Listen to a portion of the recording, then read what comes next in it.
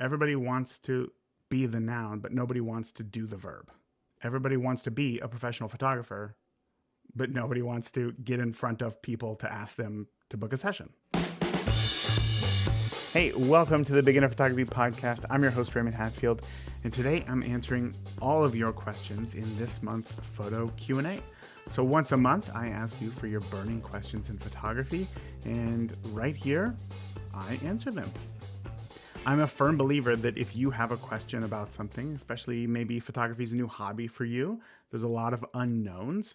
There's a good chance that there's a million other people who are wondering the exact same thing that you are. So why not help everybody out by answering your questions right here so that everybody can learn and grow? I mean, we all have the same goal, right? To become a better photographer. That's it and that's all. So why don't we go ahead and get on into helping you figure out your biggest photo hangups. All right, the first question here today comes from Michael McGoughlin. Michael asks, when is it appropriate or not appropriate to include a signature logo on your photographs? Great question. So I think we've all been on Instagram or Facebook and we've seen photos posted and they have a nice little signature. Even this is just something ingrained in us as kids. I remember in art class in first or second grade, whenever we'd make a painting or something, we'd always sign it with some sort of like cool, crazy signature because that's what like artists did. So why not bring that into photography, right? I totally get that. So, to directly answer your question, when is it appropriate to add your signature to a photo? The short answer is anytime you want, honestly. And when is it not appropriate? Well, I have some rule of thumbs as to when I would either put a signature or a logo on my images, and it would just be a signature.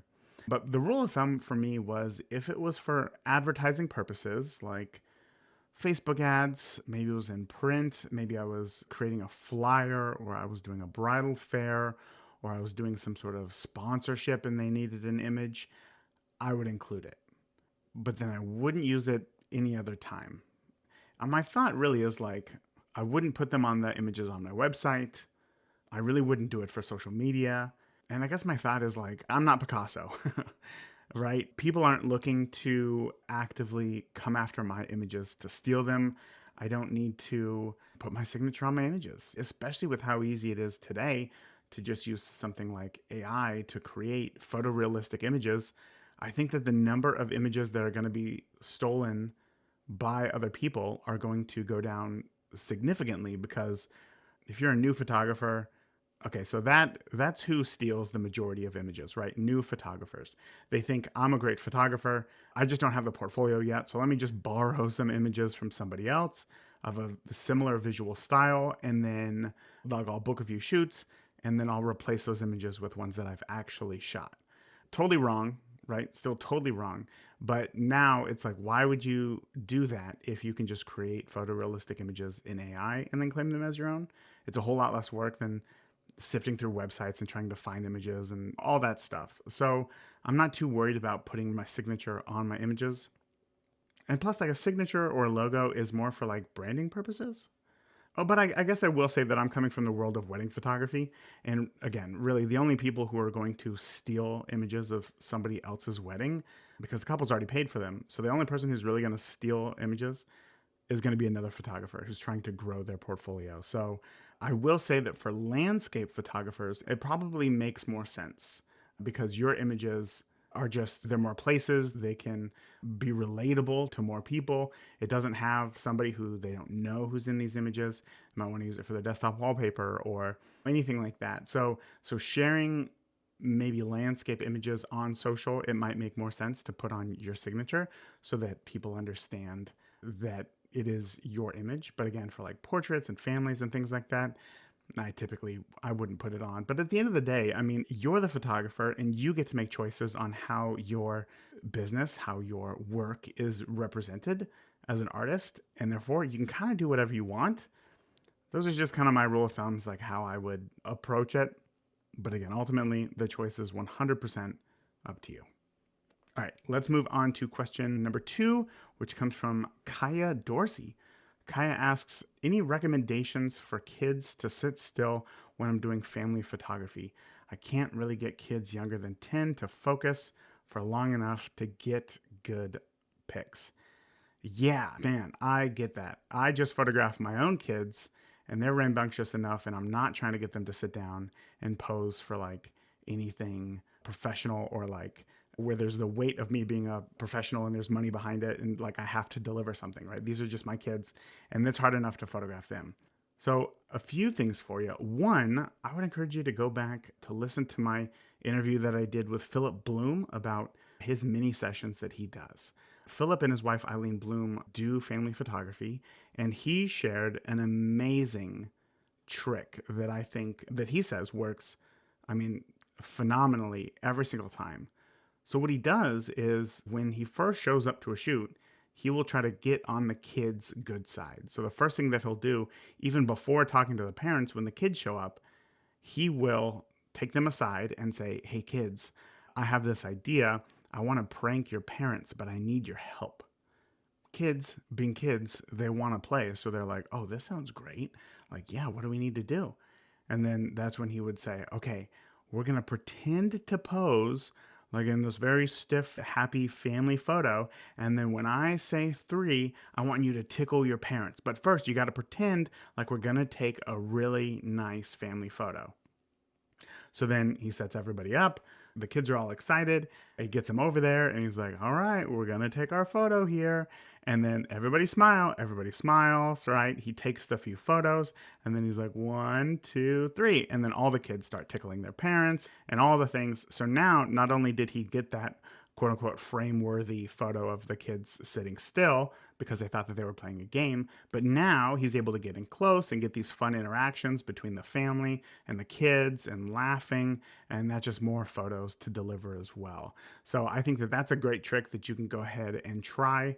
But then also just remembering that like kids, I'm sure I don't have to tell you, kids want to play a lot, right? So I had another photographer on who talked about doing these, she would play like games with them, something like peekaboo, where they'd hide their face and then you'd say, "Okay, when I say peekaboo or whatever, open up your face and give me a crazy face." And then they'd give something crazy and be like, "Now give me a happy face." And then they'd move their hands and then it would just be like a regular happy face. And then you get that photo.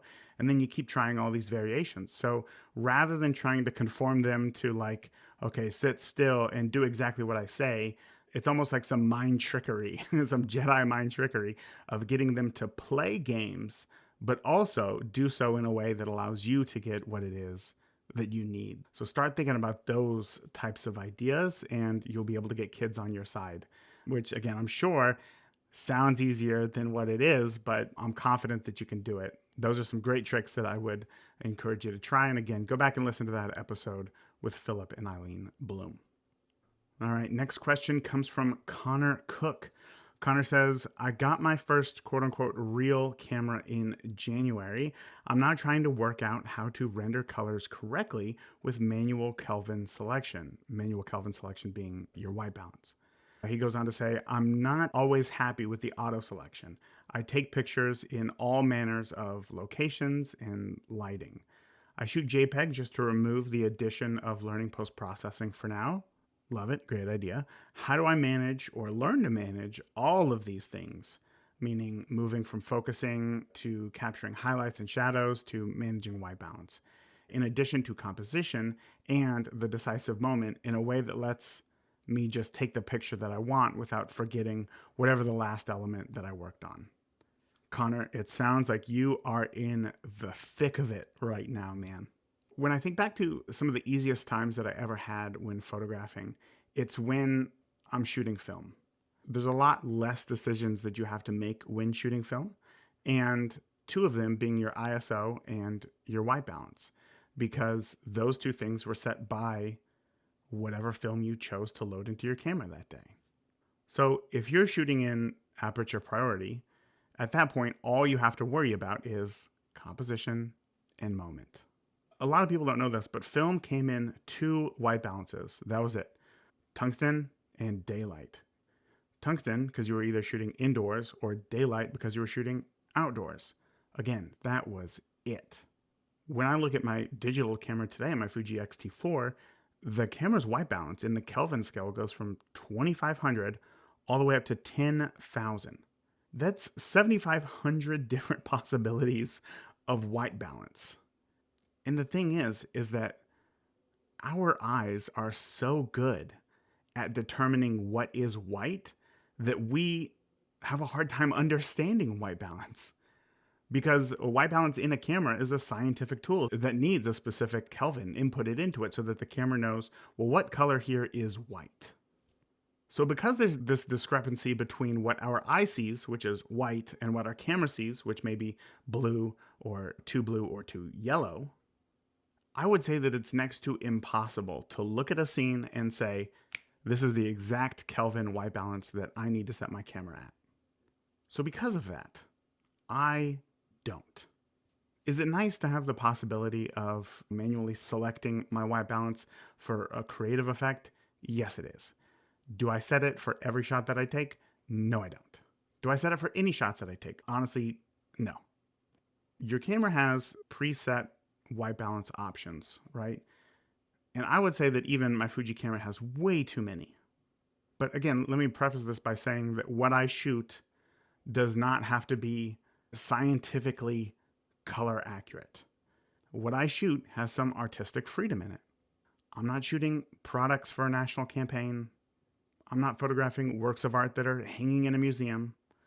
I'm photographing life. So again, there's some artistic freedom in it. So I set my white balance to one of really three things. It's either tungsten, because I'm shooting indoors, or LED, depending on the type of light that is indoors, or if I'm outdoors, cloudy. And that's it. I don't want to overcomplicate things. I don't want the camera to get in the way of me capturing a photo. So since you're not happy with the auto selections, which I agree, I'm never happy with auto white balance either, because my images come in a set of images rather than just one-offs, and therefore just those micro adjustments, you can absolutely tell when you're looking at a series of 4 or 5 images that the white balance is all different for each of them. So I set my white balance for one of the baked in presets into the camera. Cloudy if I'm outdoors, tungsten or LED if I'm indoors, depending on what type of light is indoors. And again, that is it. Now, I would say that if you want complete control over your image, you need that scientific color accurate color, then you're going to have to give up some control. That you can't do all of the things. If color is the most important element of your photograph, then you should be focusing on white balance. If moment is the most important element of your photograph, then you should be focused on moment, and be okay if the color is a little bit off, if the shutter speed is a little bit too slow, if the composition isn't perfectly within the golden ratio. Don't overcomplicate it. Stick it to one of those presets and just go out and have some fun. So, Connor, I really hope that helped. By the way, if you're listening and you have a question that you want answered here on the show, you can submit your question by heading over to beginnerphotopod.com/QA. Again, beginnerphotopod.com/QA to submit your question to be answered here on the show. All right, next question comes from Deidre Wold. Deidre says, "Hey Raymond." Hey Deidre. "My question this week is about client closets. One, how do you tell your clients about the clothing that you have, meaning phrasing and examples? And two, how do you show them, meaning pics of it being modeled or on the hanger? Thanks." Okay, so before we get into this, I've never done a client closet, so take what I say for what it is. But you have a service that you're offering, meaning you have clothes that look good that you want to offer to your clients to wear during the shoot so that it's one less thing for them to worry about and you ensure that you get better photos. So if this is a service that you offer, make it a good service. Make that service known. Let it be known everywhere. Make a page dedicated to it on your website. Be sure to mention it in the booking process of your website, on the contact form. List it on the home page. Say that you offer a client closet to allow your clients to pick out something beautiful without them having to spend extra money on something new. whatever the reason that you have it, like let it be known. Talk about it on social. If you have a client that is using something from your client closet in one of your photos, talk about it there. Hey, this family looked absolutely beautiful, and look at mom's dress. She pulled it right out of our client closet. Couldn't have been a better choice. It doesn't have to be a ton, but just mentioning it casually will again reinforce to people reading that you have this service to offer. And then how do you show this to people? Honestly, what I would do, I would probably just go to Etsy. I would look for some sort of Canva template for a client closet. I'm sure that there's a million. In fact, I'm going to look it up right now. Etsy.com. Client closet template. Oh, 100 options. No, wait. Does it say exactly how many options there are? It says 1,000 plus items are available. Yeah, and I mean, I'm scrolling down tons and tons and tons of options. So what I would do is I would go to Etsy. I would search for client closet Canva template. Buy whatever template looks the most pleasing to you. And then go ahead and drop in your images into that template. If you have images of a client wearing something, I would show that. If you don't, I would show it on the rack. I mean, people buy their clothes by looking at it on a rack anyway. So like they're going to have some sort of idea of what it could look like. So, I mean, just put all those photos together in this template. You know, it's going to be drag and drop. It's Canva. It's relatively easy. And then share that. Once somebody books their session with you, send them that PDF of all the options for your client closet. Ask them directly if they plan to use it. If you're having that email correspondence, like talk to them about it. And then when they arrive, snap a few photos of them, maybe going through the rack, looking at different clothes, different options, and then you can use those photos on your website when you're talking about the client closet. You can use those photos on social when you talk about, hey, by the way, we offer a client closet, and just let it be known.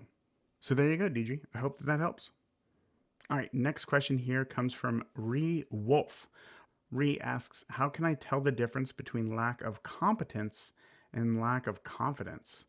Ooh, so many other people say that they love my work, quote unquote, but after more than a decade, I'm still profoundly insecure about my digital technical skills that I have lost any sense of fun or play or satisfaction.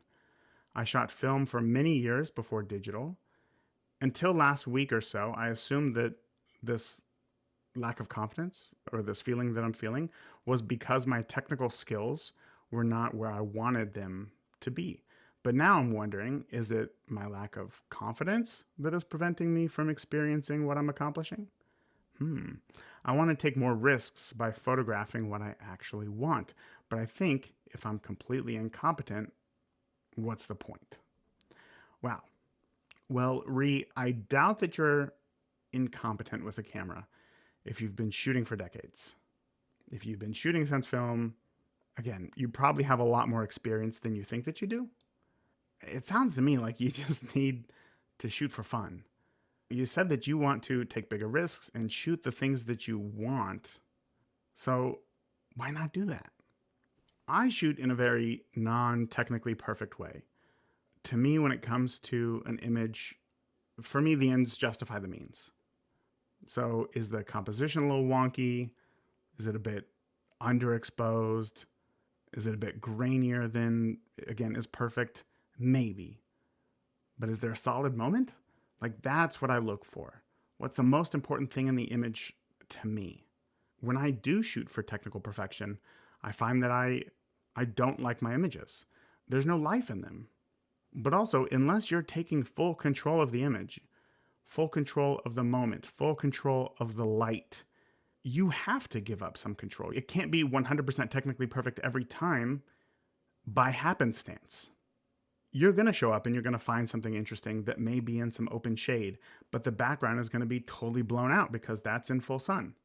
So if you're not going to take control of that light, then you have to be okay with it not being technically perfect. So I think that that's probably step one, is give up some of that control, but then you need to bring more fun into your photography.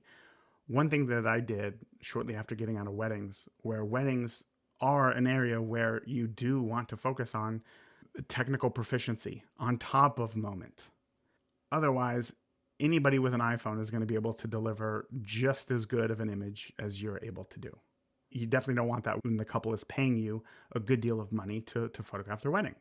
So when I got out of weddings, I was kind of in a similar space to where you are, to where I wanted my photos to be more technically perfect.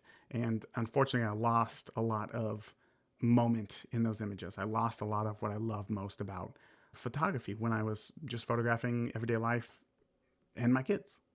So what I did was I just bought a point and shoot film camera. Why did I do that? Because it took away all of the control from me. It took away the need to adjust my shutter speed. It took away my need to adjust my ISO. It took away my ability to change my aperture. Same with my white balance. So all that I had left was composition and moment. So within those boundaries, I focused on being in the moment, being in that real world, looking at my kids in a certain way, waiting for something to happen, and then just being ready with the camera. When it did happen, I snapped a photo. Again, if the composition was a little bit off, if the photo was underexposed, well, that wasn't on me, that was the camera. If the composition was a little bit off, well, the viewfinder has this weird parallax and I tried my best and that's it, but I can't go back and change it. It is what it is. But I was in that moment, I was with my family, and I had a great time. Once I did that for a bit, a weekend, a month, 2 months, whatever it takes for you to actually find that you're having fun again while shooting is exactly how long it will take. Once I did that though, it wasn't enough. I wanted more than just composition and moment. And then that's again when I brought out my Fuji cameras, the cameras that I were used to.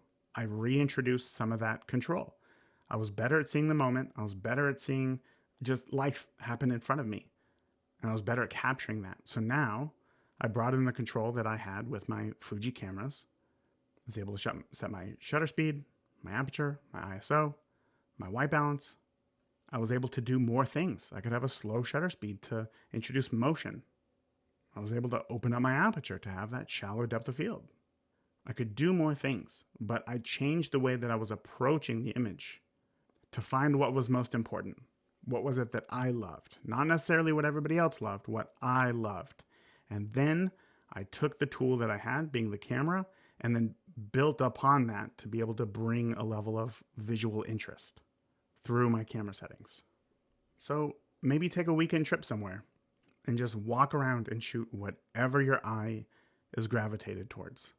Make this place like at least 2 hours away, someplace that you're not familiar with. Turn off your phone and just explore. And honestly, some of us are more critical of our work than we are of others. That's me too. When I look at some of my wedding work, I think to myself horrible things about these images, despite clients telling me that they love them. And that's something that we just have to work on internally. That's not a photography thing that we can improve upon. That's a personal issue that we have to work on. But we got to try something. So maybe get yourself that point and shoot film camera so that you can remove that ability to overanalyze yourself and go out for a weekend and just try to shoot and not think about anything technical. And I think that you'll find that even having removed all ability to technically create a perfect image, you're still going to be able to get images that you like, which is going to boost that confidence because it's going to prove your competence. So I hope that helps. All right, our next question here, and this is going to be our last question today, comes from Tracy McCarrier.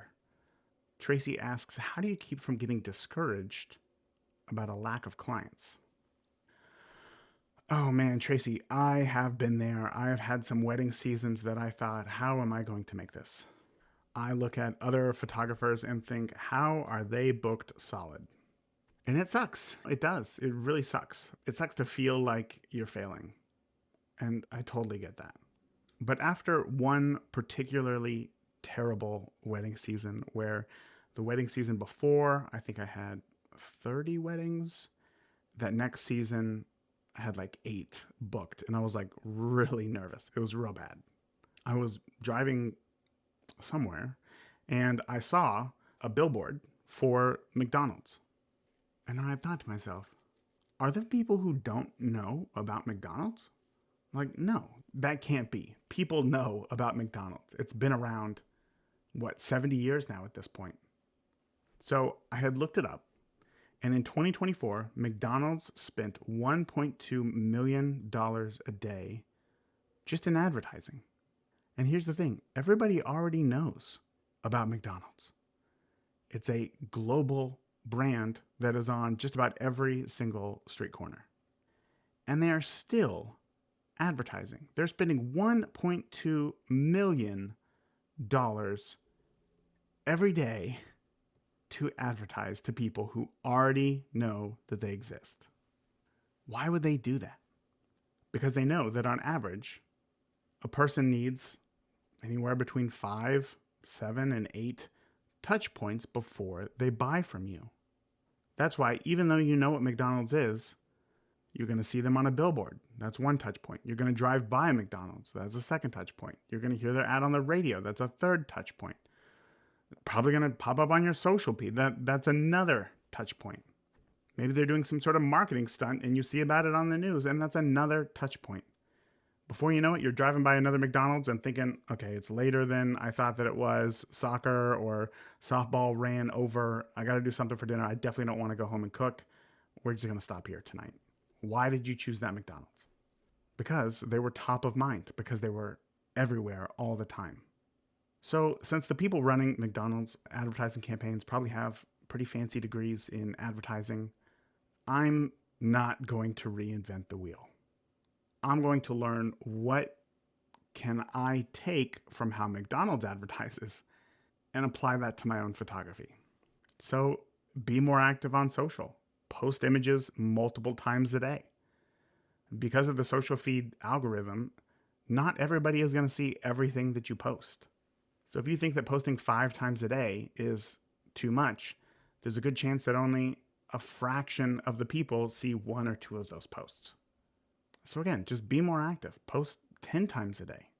You're not going to make anybody mad because the algorithm, only some people will see the image. And then advertise in more places than just posting an image. Pay some money to advertise yourself. Again, McDonald's pays $1.2 million a day to advertise itself to people who already know what it is. If you think that you can advertise your business without having to spend any money, you're wishing.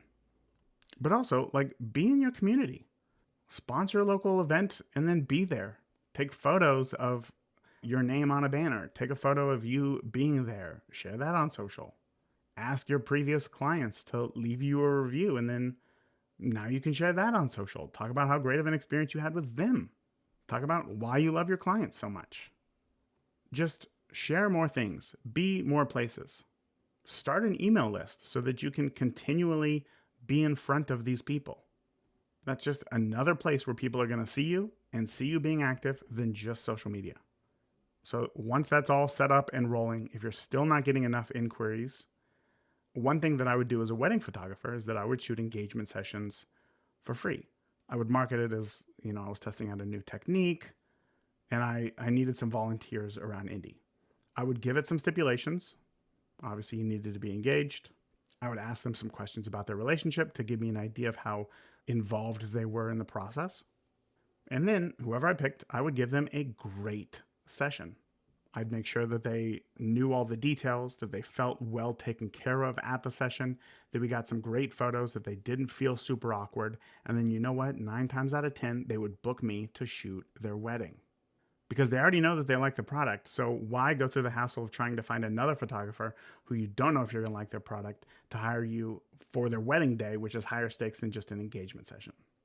If you're something like a family photographer or a portrait photographer, you can, in fact, if you're a wedding photographer, or if you're a family photographer, set up a booth at a farmer's market and give away a free family photo. Take one great photo, collect their email, send them that photo, and then you can tell them about your full session. And now you have their email to send out a monthly newsletter. Let them know what you've been up to. Stay top of mind. That's another touch point. If you do headshots or portraits, partner with a business to give away a free session. If you're a family photographer or a wedding photographer, you could partner with a local toy shop or a kid's clothing store or a bridal shop. Meet with the owner and tell them that you want to give them a session to give away to one of their clients. They got to do is set up a box at the checkout register where all they got to do is fill out their name and their email address, and then that's it. Put it in this little box, and then they could win. It looks great for the business owner because now they have something that they're giving away to one of their clients, and it looks good for you because you're the hero. You're giving away something of value. And on top of that, you're going to get a box full of 20, 30 names and email addresses of people with children, people getting married. And now you're going to have their email address. So again, add that to an email list. And now you can send out monthly email newsletters. Stay top of mind. You don't just have to pick one person. You can pick 2 or 3 people from this list of names. But again, give away a great session. And maybe it's just the session that it's included.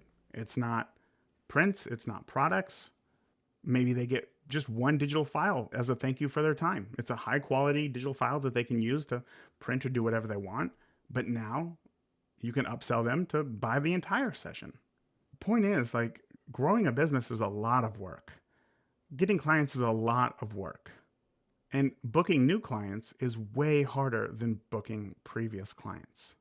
So if you're a family photographer, reach out to all of your past clients and say, hey, it's time to update your family photos. I think you'll be surprised at how many people take you up on that. If you shoot portraits or headshots, hey, it's time to update those. If you shoot weddings, hey, how about you get an anniversary session? Or, hey, is your family growing? Do you need a maternity session? Again, it's a lot of work. It's a lot of hard work.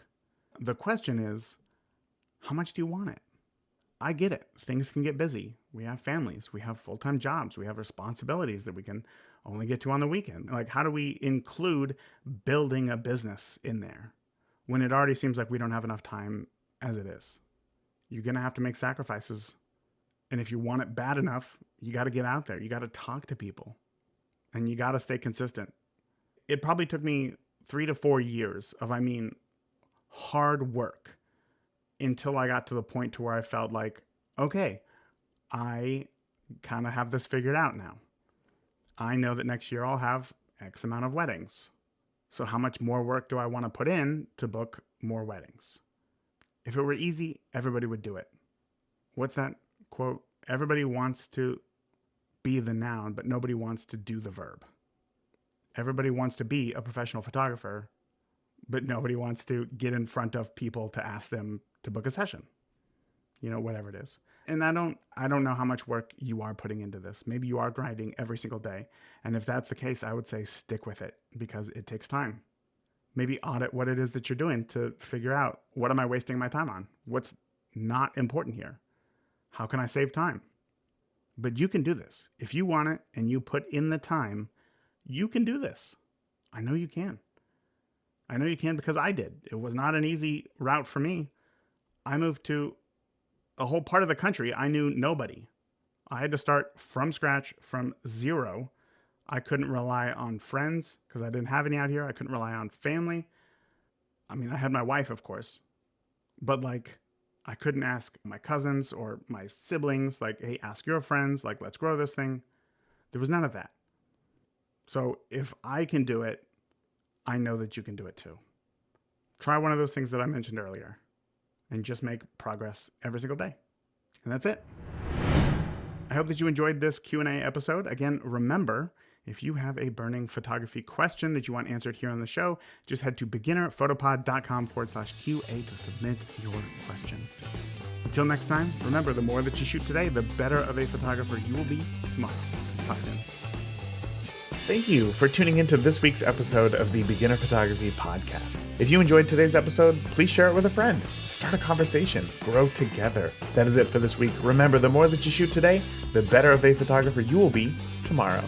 Talk soon. Thank you for listening to the Beginner Photography Podcast. Keep shooting, and we'll see you next week.